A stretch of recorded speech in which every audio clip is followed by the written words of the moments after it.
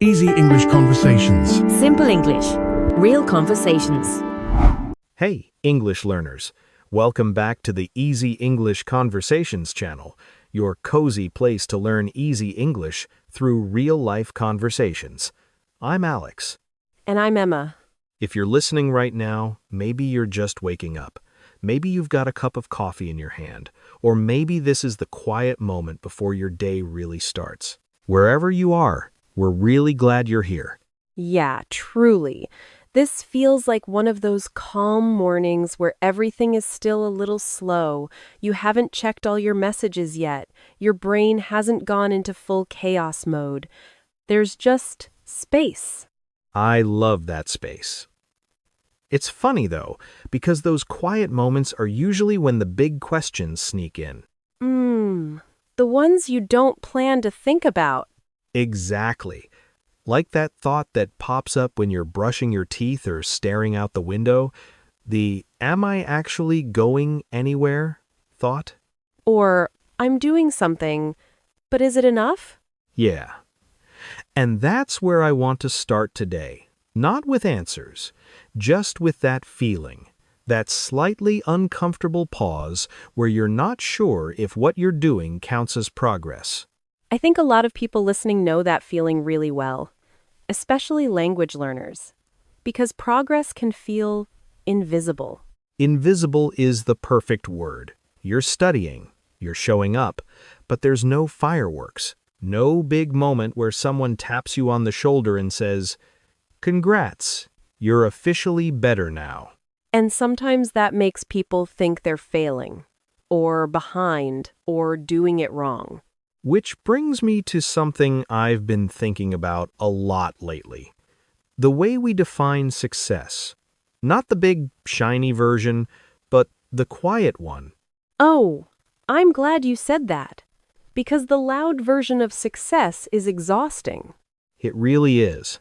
We're surrounded by stories of dramatic breakthroughs, overnight success, someone who suddenly became fluent or confident or unstoppable.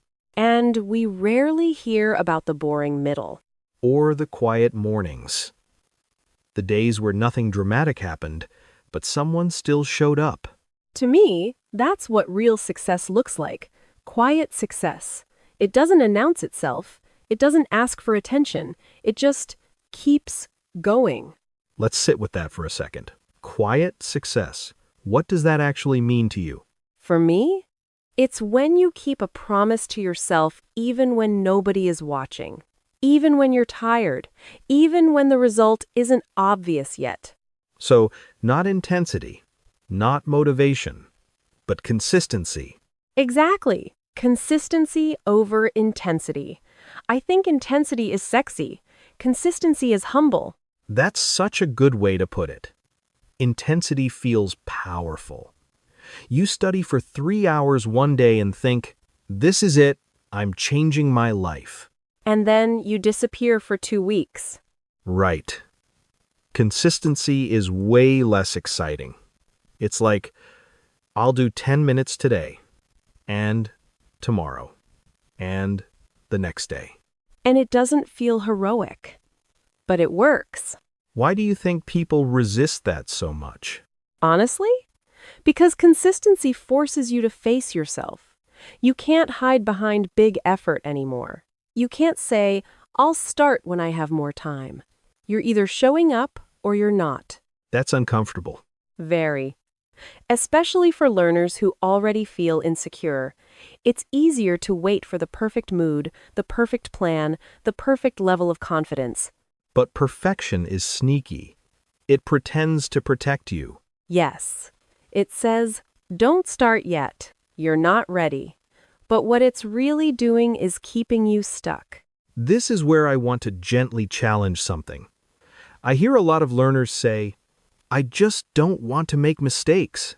That fear is huge. And I get it.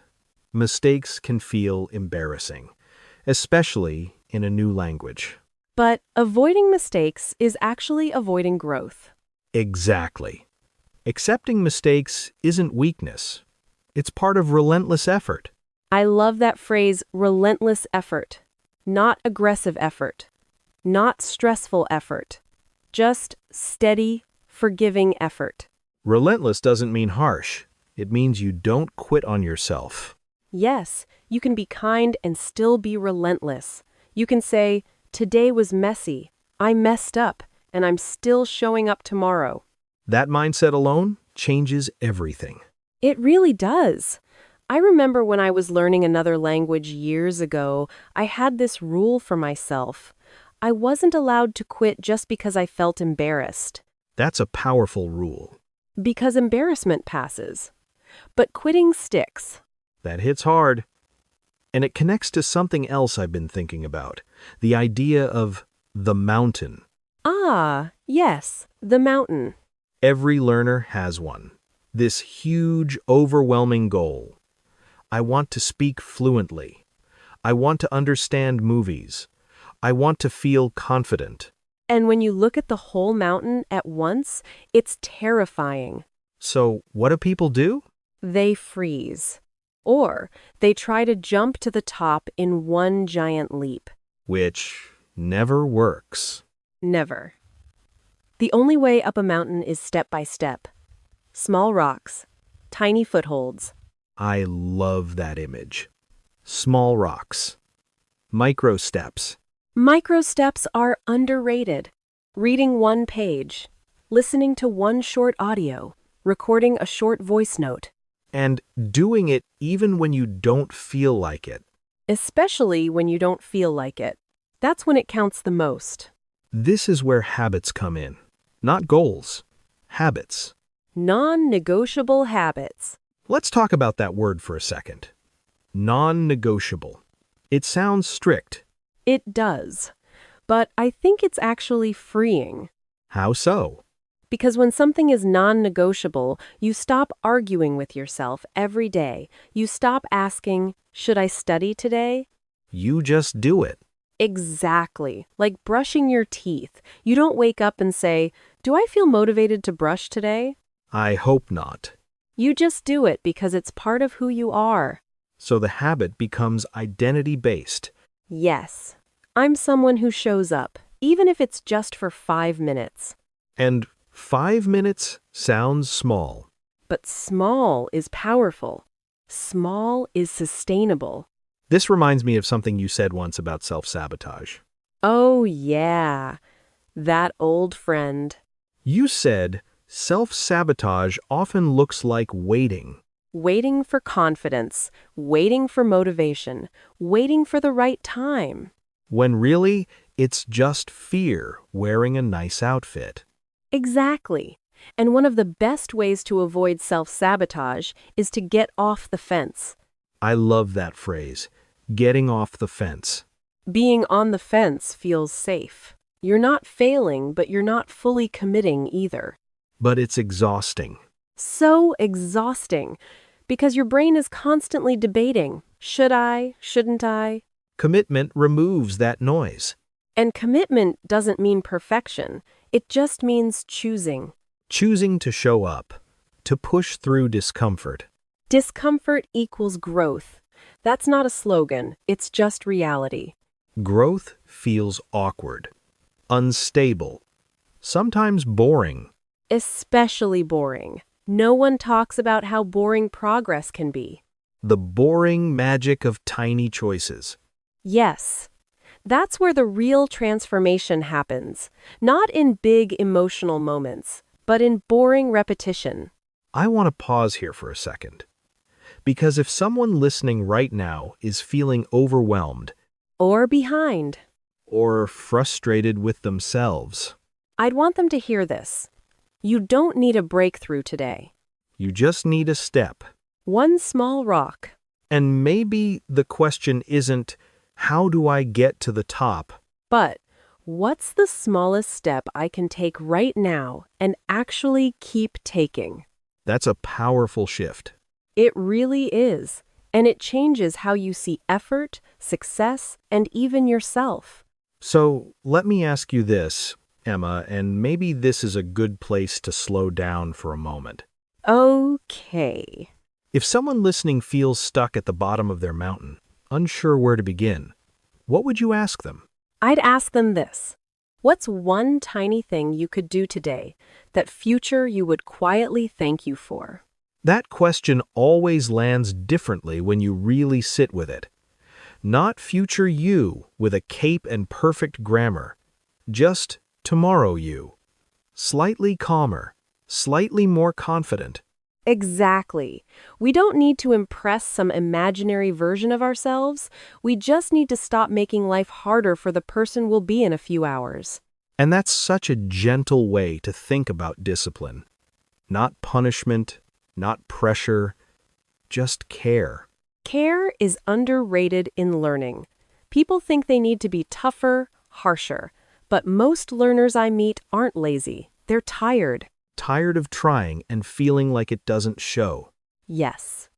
And tired of that negative voice that shows up the moment things feel uncomfortable? Let's talk about that voice. Because it's loud. Very loud. And very convincing. It says things like, "What's the point?" Or, "You're bad at this."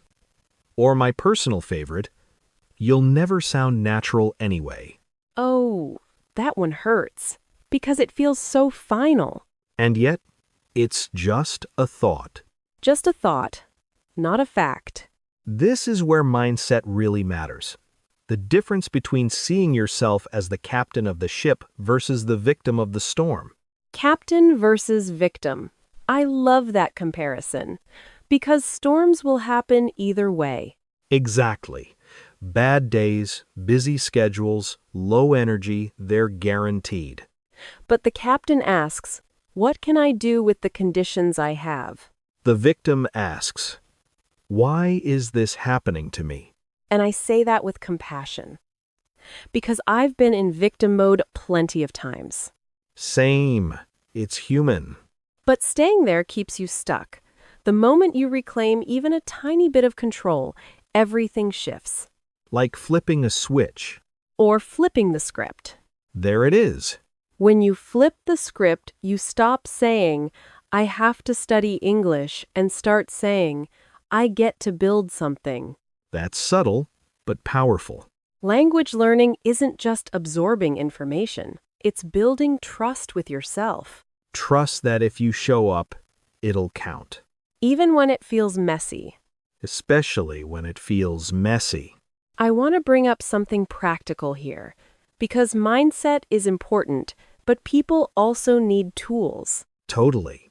Let's get concrete. One of my favorite daily strategies is incredibly simple. A short voice note. You've mentioned this before, and people always react like, "That's it?" I know. They expect something more complicated. But here's why it works.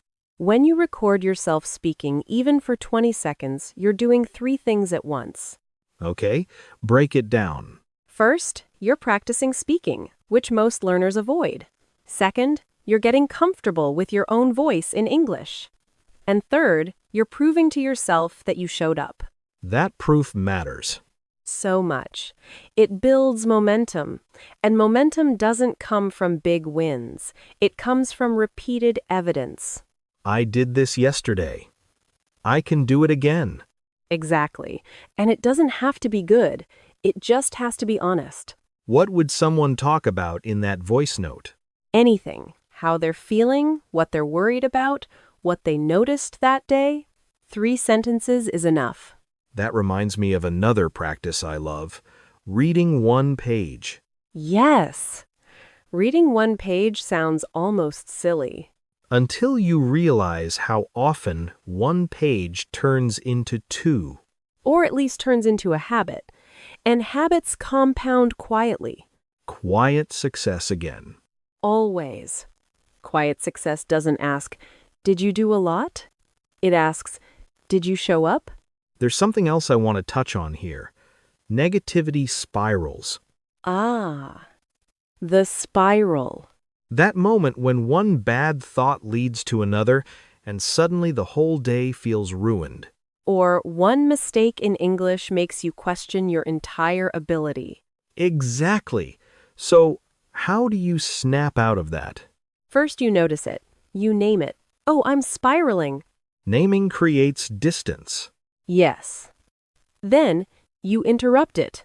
Not with positive affirmations, just with action. Small action. Tiny action. Stand up. Drink water. Read one sentence. Do the next right thing. That's powerful because it doesn't argue with the thought. Right. It doesn't say you're wrong. It says we're moving anyway. Movement breaks the spiral. Always. Even emotional movement. This ties back to discomfort, because discomfort often triggers negativity. And growth lives inside that discomfort. But people think discomfort means something is wrong, When really, it often means something is working. like sore muscles after exercise. Exactly. You wouldn't say, this workout failed because I'm sore. You'd say, okay, something changed. Language learning soreness. I love that phrase. There's also silence. We don't talk about silence enough, Silence scares people. especially learners. Silence feels like failure. But silence is where integration happens, where your brain processes, So taking 10 minutes of silence, no phone, no input, can actually help. it's like letting the snow settle in a snow globe. That's a beautiful image. Thank you. And it matters because we live in constant noise. Learners feel like they need to consume more and more. When sometimes they need to pause. Reflect. Breathe. Let things land. This is making me think about burnout. Burnout is real, especially for motivated learners. Because they push too hard. Or they're half-hearted for too long. Half-hearted effort is sneaky. It looks like effort, but it drains you because there's no commitment. You're constantly negotiating with yourself. Exactly. Non-negotiable habits actually prevent burnout. That sounds counterintuitive. It does, but when something is decided, it costs less energy. You don't debate it every day. Decision fatigue is real. Very.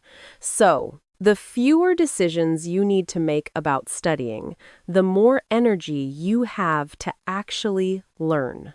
That's such an important point. And it brings us back to identity. Not I'm trying to learn English, but I'm someone who practices daily. Even briefly, Especially briefly. I want to check in with the listener again, because we've covered a lot. Yeah. And if someone feels a bit overwhelmed right now, that's okay. Totally okay. You don't need to do everything we mentioned. Just one thing. One small, boring, unsexy thing, The kind of thing that doesn't impress anyone. but changes you quietly.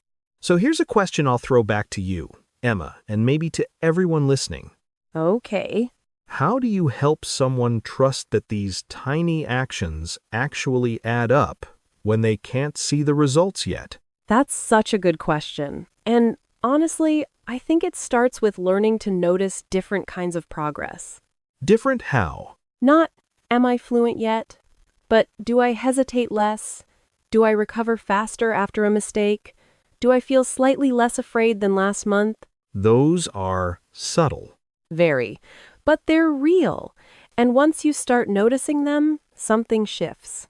You stop chasing proof. And start recognizing it. That feels like a really important place to pause. Yeah. Because noticing changes how you move forward. And maybe that's the bridge between effort and belief. I think so. Let's sit with that for a moment. When you start recognizing progress instead of chasing it, you stop feeling so desperate. You're not constantly asking, is this working? You're more like, oh, something is changing. And that subtle shift is huge, because desperation makes people quit. Or burnout, or bounce between methods. Right. They keep turning corners, hoping the next one will finally feel right. I want to talk about that phrase, turn a corner, because people use it a lot. Usually, when they want things to suddenly get easier, Exactly. They imagine turning a corner and everything opening up. Confidence, fluency, relief. but in reality, turning a corner often just means you're willing to keep walking. Yes. You don't magically arrive somewhere new. You just choose not to stop where you are. That's such an important distinction. Because people think motivation comes first. But most of the time, movement comes first. And motivation follows. Or it doesn't and you move anyway. That's the part nobody loves to hear. I know, but it's freeing once you accept it. You don't need to feel ready. You just need to show up. Showing up sounds simple, but it's one of the hardest things. Because it requires honesty. You can't pretend anymore. You either did the thing or you didn't. And there's no judgment in that. Just information. Information you can use. Exactly. One thing I often tell learners is this. Stop asking yourself if you feel like studying. Ask yourself if you're willing to keep a promise. That reframes everything. Because feelings change. Promises are steadier. And that ties back to being non-negotiable. Yes, non-negotiable doesn't mean extreme. It means clear. Clear beats intense. Every time. I want to bring up burnout again, because it sneaks up on people who care deeply. Especially people who've been half-hearted for a long time. That's an interesting idea. That half-hearted effort can actually be more exhausting than full commitment. Because you're always carrying guilt. Guilt drains energy. Whereas full commitment at a small level feels lighter. Because you trust yourself. There's less inner conflict. That inner conflict is brutal. It is. And it often shows up as negativity. I'm bad at languages. My memory is terrible. I'll never sound natural. Those statements feel so convincing. But they're usually symptoms of frustration, not truth. So how do you help someone snap out of that negativity in the moment? You don't try to argue with it. You change state. Physically? Physically, emotionally, mentally. Any shift works. A short walk, a deep breath, writing 3 sentences about how you feel. I love that practice. 3 sentences about feelings. It's simple, but it creates clarity. You stop drowning in emotion and start observing it. Observation instead of identification. Exactly. I'm feeling frustrated is very different from I am a failure. That's a powerful distinction. And once you create that space, you can choose your next action. Which brings us back again to tiny actions. Always back to tiny actions. It's funny how unexciting the truth is. But also comforting. You don't need a dramatic plan, you need a rhythm. Rhythm over intensity. Yes. And rhythm needs silence sometimes. I'm glad you keep coming back to silence. It feels almost rebellious now. It does. Silence is where you stop performing. For others. For yourself. And you actually listen. To your body. Your energy. Your real capacity. That awareness prevents burnout. And helps you adjust instead of quit. Adjustment is underrated. People think it's all or nothing. But most progress happens in adjustment. Slowing down without stopping. Exactly.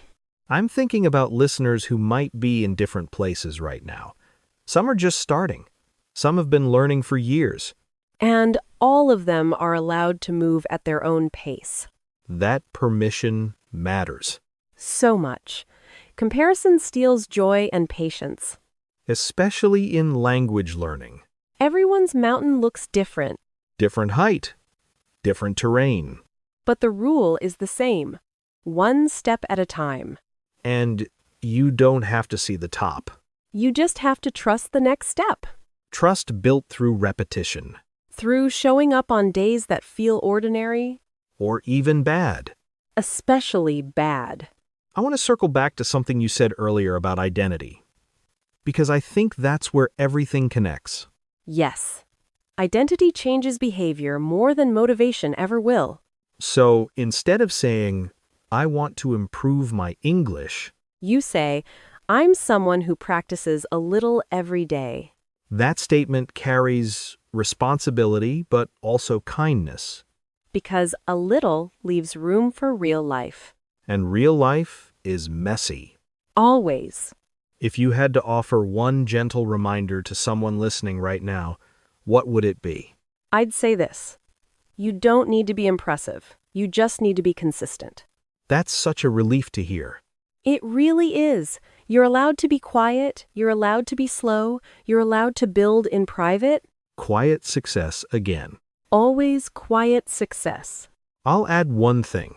If today feels heavy, that doesn't mean you're off track. It just means you're human. And humans grow slowly, But steadily, if they keep showing up, even 5 minutes.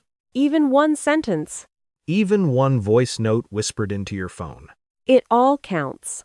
So maybe as we come to a close, we leave listeners with a simple invitation. Not a challenge, not a demand. Just an invitation to choose one small, non-negotiable act today. Something boring, something gentle, Something you can repeat tomorrow. and trust that it's enough. Because it is. It really is. Thanks for being here with us today. Yeah. Thanks for spending this quiet time with us. Wherever you are, take care of yourself. And we'll talk again soon.